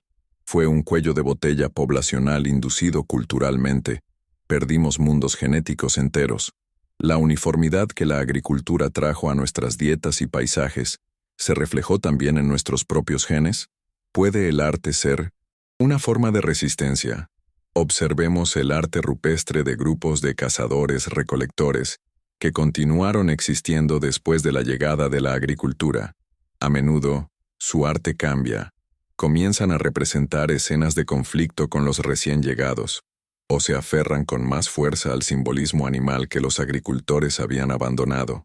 El arte se convirtió en un marcador de identidad, una forma de afirmar una visión del mundo que estaba desapareciendo. Era un acto político. Cuando una cultura se está muriendo, grita su existencia en las paredes de las cuevas. ¿Y si el mayor sacrificio que exigió la agricultura no fue de animales, sino de nuestra propia libertad? La agricultura requería conformidad, trabajo repetitivo, obediencia a un calendario y a una autoridad. Los valores del cazador-recolector, autonomía, espontaneidad, libertad individual, se volvieron disfuncionales. Paradójicamente, llamamos civilizados a los rasgos que nos hacen buenos trabajadores: diligencia, paciencia, planificación. Y llamamos primitivos a los rasgos de la libertad. Reetiquetamos las virtudes de nuestros ancestros como vicios. Todavía llevamos dentro a un cazador-recolector que anhela una libertad que nuestra sociedad ya no puede ofrecer. ¿Qué sucede cuando el mundo deja de hablarnos? El animismo, la visión de que todo en el universo tiene un espíritu, era la cosmovisión de nuestros ancestros. La agricultura exigía una perspectiva diferente. La naturaleza como un recurso, pasivo, materia prima para ser moldeada por la voluntad humana. Para controlar la naturaleza, primero tuvimos que silenciarla en nuestras mentes. Tuvimos que dejar de verla como un tú para tratarla como un eso. Ese fue quizás el divorcio más profundo de todos. La crisis ecológica moderna es el resultado final de un mundo al que dejamos de escuchar hace 10,000 años. ¿Cómo se volvió peligrosa la infancia? El análisis de la hipoplasia del esmalte en los dientes de los niños neolíticos revela líneas que marcan periodos de grave estrés nutricional o enfermedad. Su alta prevalencia demuestra que la infancia agrícola era una lucha constante. Aunque las familias tenían más hijos, la paradoja es que cada niño enfrentaba más peligros que sus predecesores. La seguridad alimentaria de la agricultura era un espejismo para los más vulnerables. El aumento en la cantidad de vida se produjo a costa directa de la disminución de su calidad. ¿Cuál fue la primera burbuja económica? La dependencia. De unos pocos cultivos podía, en años buenos, producir cosechas extraordinarias, llevando a un rápido crecimiento poblacional. Pero esto creaba un sistema inherentemente inestable, propenso al colapso cuando las condiciones climáticas cambiaban o el suelo se agotaba. El ciclo de boom and bust, de auge y caída, se convirtió en un patrón de la civilización, reemplazando la estabilidad de baja intensidad de los cazadores-recolectores. Nuestra economía global, con su búsqueda incesante de minucentésimo crecimiento, es solo la última y más peligrosa versión de un ciclo que comenzó en las primeras aldeas agrícolas. ¿Qué nos dice un esqueleto sobre la libertad de movimiento? Los huesos de los cazadores-recolectores eran más fuertes y densos, similares a los de los atletas modernos, lo que indica una vida de movimiento variado e intenso. Los esqueletos de los agricultores, en cambio, muestran un declive en la robustez general, pero con marcadores de estrés, por movimientos repetitivos en 1900. Articulaciones específicas. La vida nómada construyó cuerpos más resilientes. La vida sedentaria, que asociamos con la comodidad, en realidad debilitó nuestros esqueletos. Al dejar de vagar por la tierra, ¿nuestros cuerpos también dejaron de prosperar?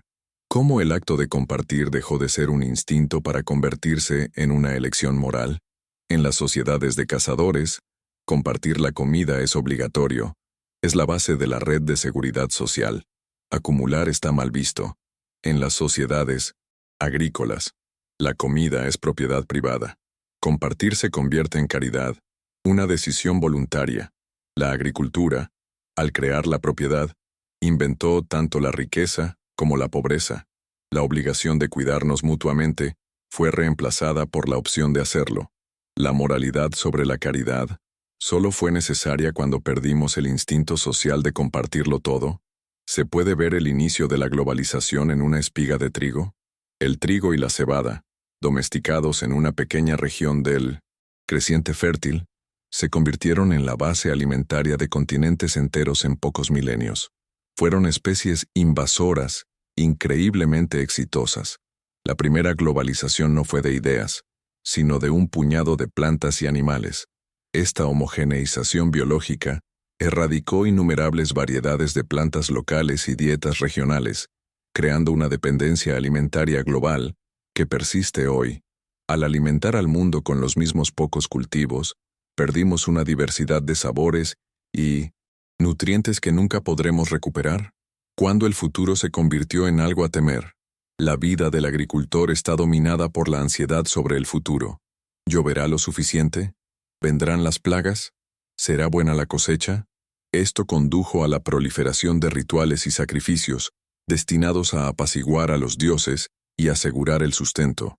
El cazador-recolector vive en un presente eterno, confiando en que la naturaleza proveerá. El agricultor vive perpetuamente en el futuro, trabajando hoy, por una recompensa incierta. La agricultura inventó la ansiedad económica.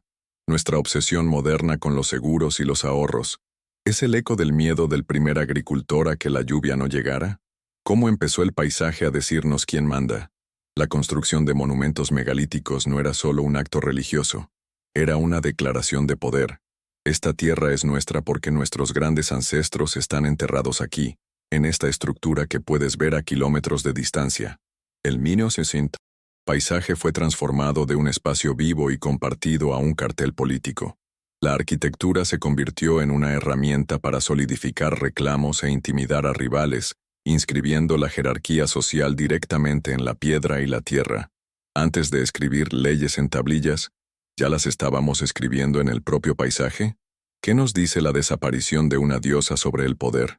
A finales del Neolítico y principios de la Edad del Bronce, las omnipresentes estatuillas de fertilidad femenina comienzan a dar paso a deidades masculinas del cielo, la tormenta y la guerra.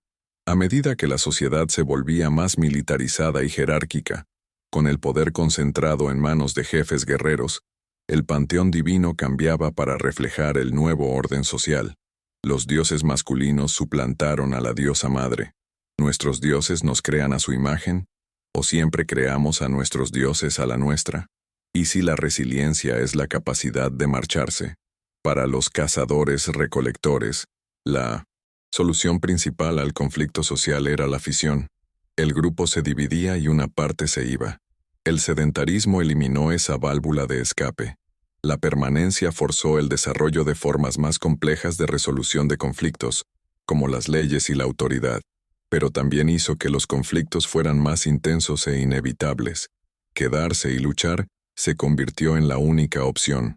Al perder la libertad de partir, ¿nos vimos obligados a inventar el gobierno para protegernos de nosotros mismos? ¿Cuál es la diferencia entre una cosecha y una extracción? La caza y la recolección son formas de cosechar dentro del ciclo de regeneración de la naturaleza. La agricultura neolítica, especialmente con el arado, comenzó a funcionar como la minería, extrayendo nutrientes del suelo más rápido de lo que podían reponerse. La invención que debía garantizar el sustento a largo plazo introdujo el concepto de insostenibilidad. Por primera vez, los humanos podían agotar sistemáticamente la base de su propia existencia. ¿Estamos cultivando nuestros alimentos o estamos minando el suelo que nos sostiene? ¿Se puede oír la resistencia en el silencio de los mapas arqueológicos? Los mapas de la expansión agrícola en Europa muestran que no fue una ola uniforme. Hay vastas regiones donde la agricultura se detuvo durante milenios. No eran tierras vacías, eran los bastiones de los cazadores-recolectores. La historia no fue una marcha triunfal, sino un mosaico de avances, paradas y coexistencia tensa. Los cazadores no eran reliquias pasivas. Eran comunidades activas que resistieron y mantuvieron su modo de vida. ¿Y si la historia de la civilización no es una marcha, sino una larga guerra fronteriza entre dos formas de ser humano? ¿Cómo el cuerpo se convirtió en un lienzo para la identidad social? En el Neolítico, vemos una explosión de adornos personales y modificaciones corporales. En un mundo de pequeños grupos, todos se conocían. En aldeas más grandes, la identidad necesitaba ser señalizada visualmente. Pertenezco a este clan, a esta aldea. El cuerpo se convirtió en un pasaporte social. Nuestra necesidad moderna de definirnos por marcas y afiliaciones es un eco de la primera vez que tuvimos que explicarle quiénes éramos a un extraño en una aldea abarrotada. ¿Cuál fue el primer patrón? En la cerámica y el arte neolítico, los patrones geométricos, zigzags, espirales, se vuelven omnipresentes, reemplazando las representaciones naturalistas de animales del Paleolítico. Esta abstracción puede reflejar un cambio en la conciencia. En lugar de verse como parte de un mundo fluido de animales, la mente neolítica pudo haberse centrado en los patrones del trabajo humano, las líneas del campo arado, el tejido de una tela, el ritmo de las estaciones. Al imponer nuestros patrones a la arcilla, ¿estábamos ensayando para imponer nuestros patrones al mundo entero? ¿Qué significa ser acechado por tus propios muertos? En Çatalhöyük, la gente vivía, comía y dormía literalmente sobre generaciones de sus ancestros, enterrados bajo el suelo de las casas. Esto creaba un lazo inquebrantable con el lugar y el linaje, pero también una presencia constante de la muerte en la vida. Los ancestros no estaban en otro mundo, estaban bajo tus pies. Una fuente de legitimidad, pero quizás también de una inmensa presión psicológica. ¿Cuál es el peso de vivir cada día bajo la mirada vigilante de tus antepasados? ¿Cómo el riesgo cambió de agudo a crónico? El mayor riesgo para un cazador-recolector era agudo, un accidente de caza, un depredador. El mayor riesgo para un agricultor era crónico, el fracaso de la cosecha, la enfermedad en la aldea, la lenta degradación del suelo. Cambiamos peligros inmediatos y obvios por peligros sistémicos a largo plazo. La agricultura pudo haber hecho cada día individualmente más seguro, pero hizo que todo el sistema fuera colectivamente más frágil. ¿Somos más felices enfrentando a un tigre en el bosque o a la posibilidad de una crisis económica global? ¿Puede una comida contar la historia de una revolución?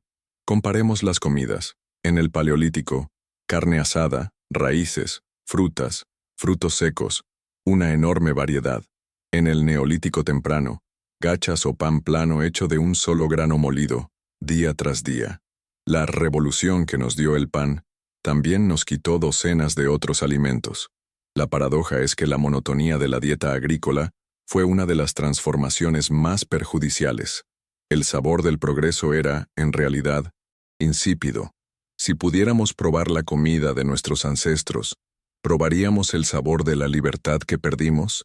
¿Cuál es el origen de la burocracia? El almacenamiento de grano en graneros comunales requería administración. Alguien tenía que medir las contribuciones, llevar registros, proteger contra el robo y gestionar la distribución. La primera élite pudo no haber sido de guerreros, sino de administradores. El poder derivado del control de la información y la logística. El granero fue la primera oficina, y su gerente, el primer burócrata. La necesidad de organizar la comida conduce inevitablemente a la necesidad de organizar las personas. ¿Y si las primeras ciudades no tuvieron gobernantes? En lugares como Çatalhöyük, a pesar de su tamaño y densidad, hay una notable falta de evidencia de una autoridad centralizada. No hay palacios, ni templos dominantes, ni residencias de élite.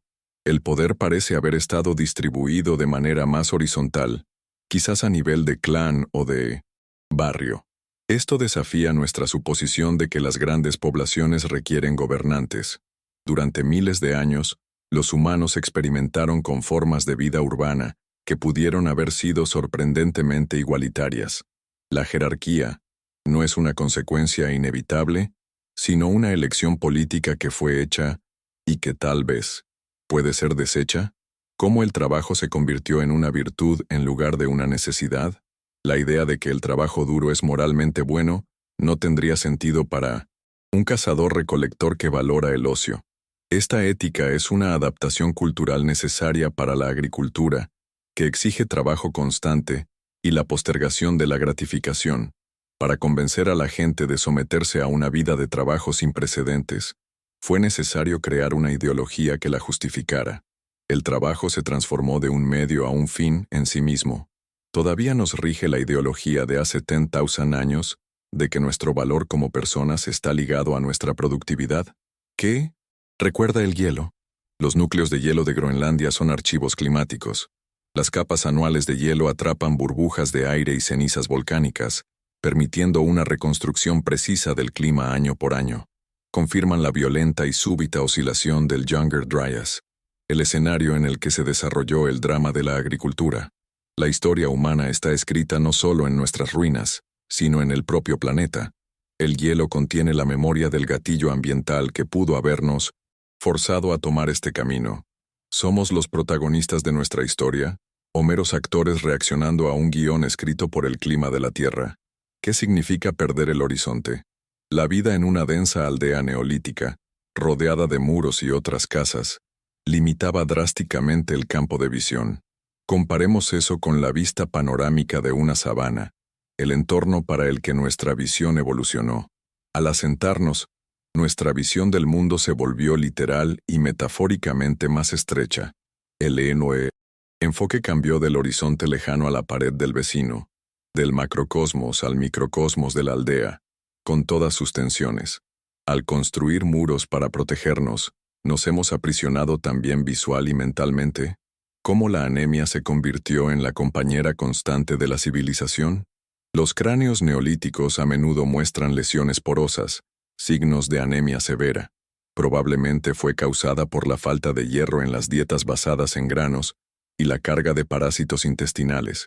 La paradoja es que la agricultura, que prometía abundancia, creó poblaciones crónicamente enfermas y anémicas. La energía extraída de los granos se pagó con la vitalidad de la sangre.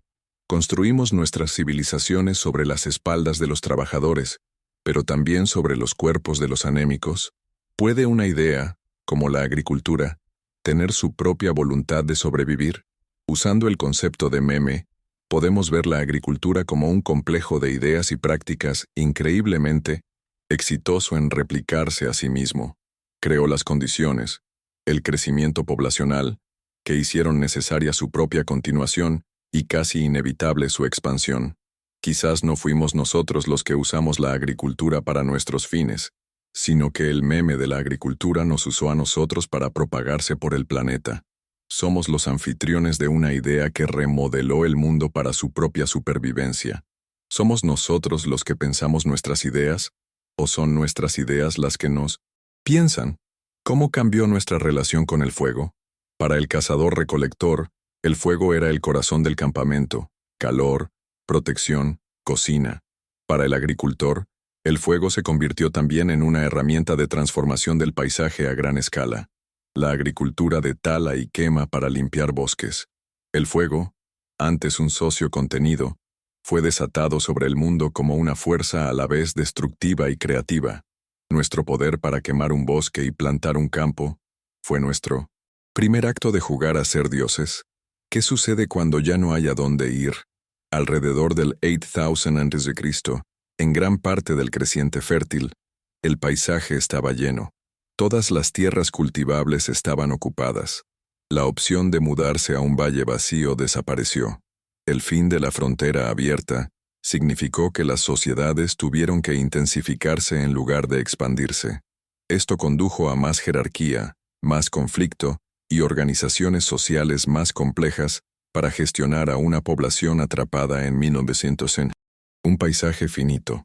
Estamos viviendo ahora, a escala planetaria, el mismo momento en que la frontera se cierra y nos vemos forzados a confrontarnos a nosotros mismos. La especialización, ¿es un signo de progreso o de dependencia?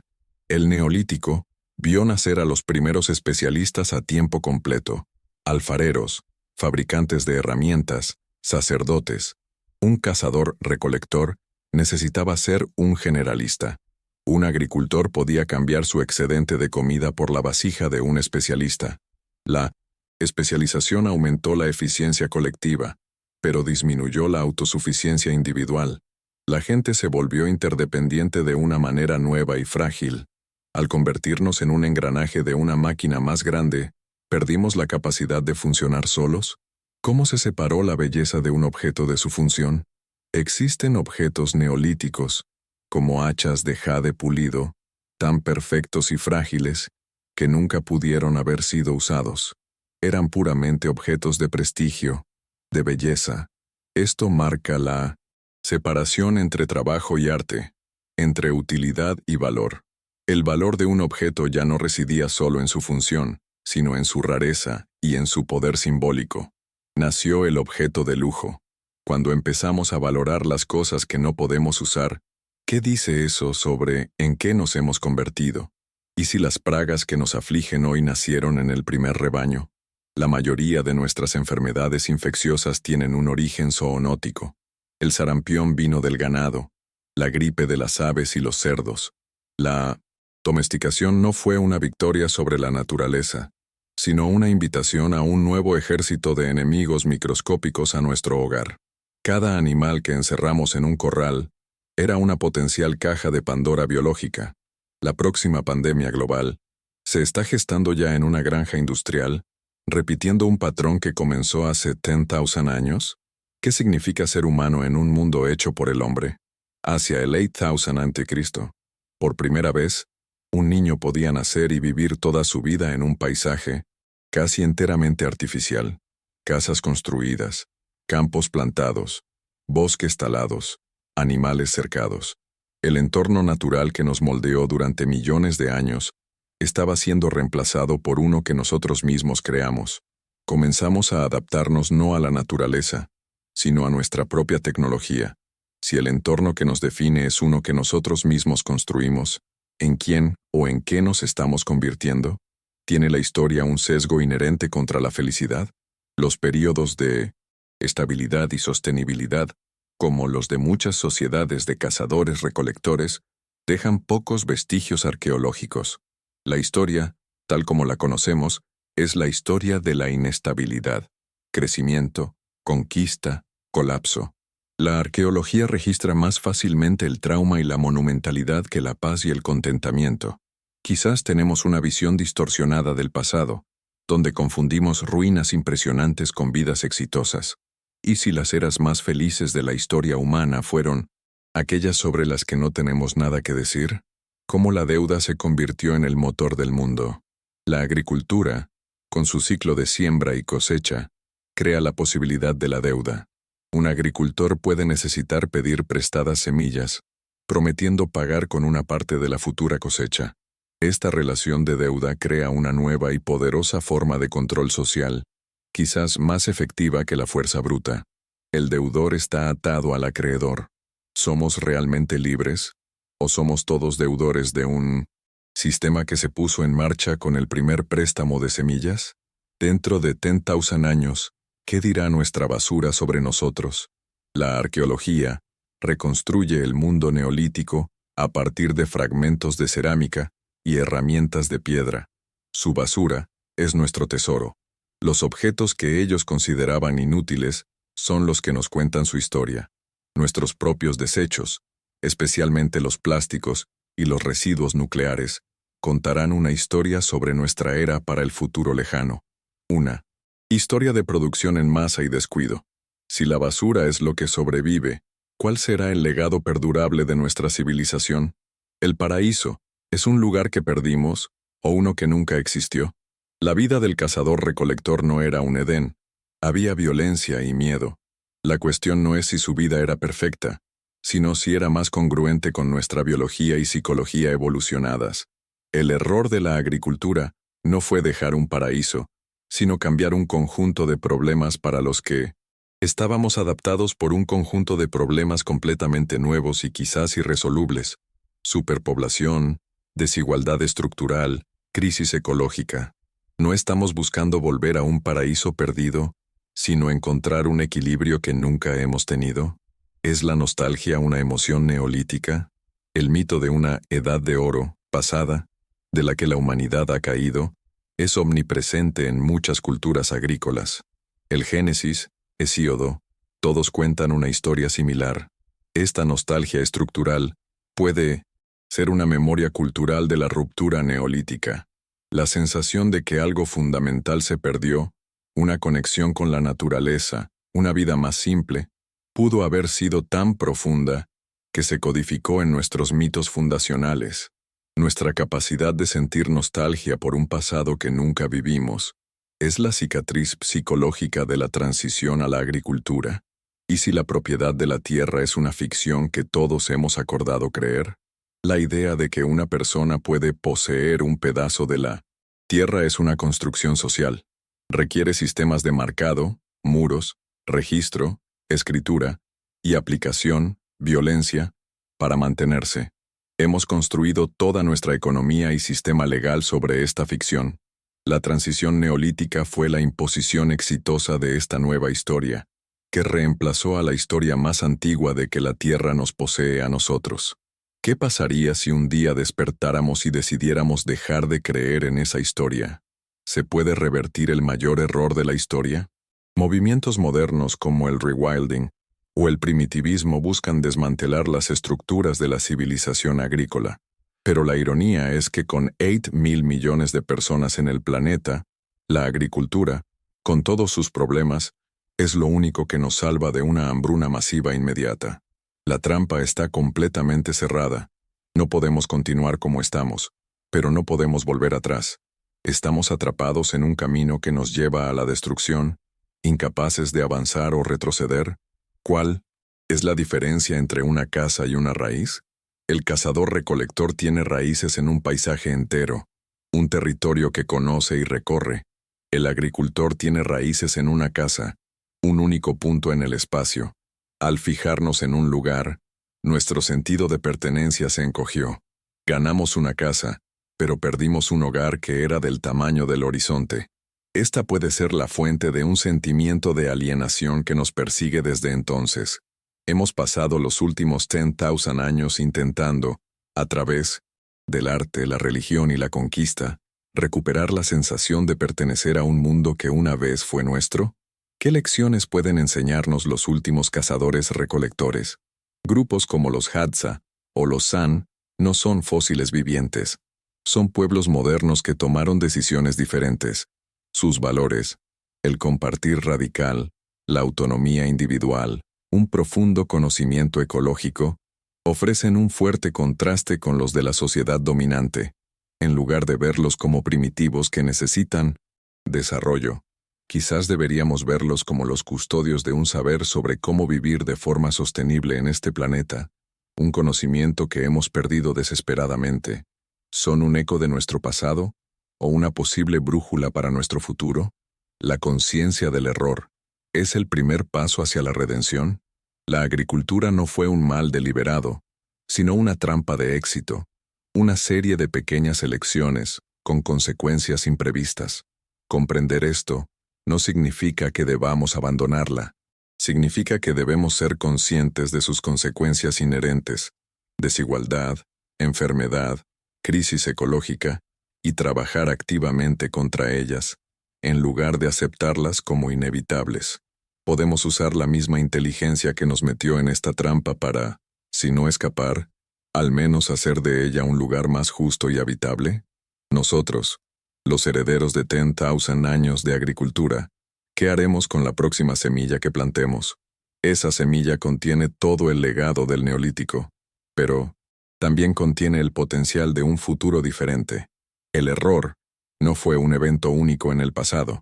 Es una elección que seguimos haciendo cada día en cómo producimos nuestra comida, organizamos nuestra sociedad y nos relacionamos con el planeta. La revolución neolítica no ha terminado. Está ocurriendo ahora.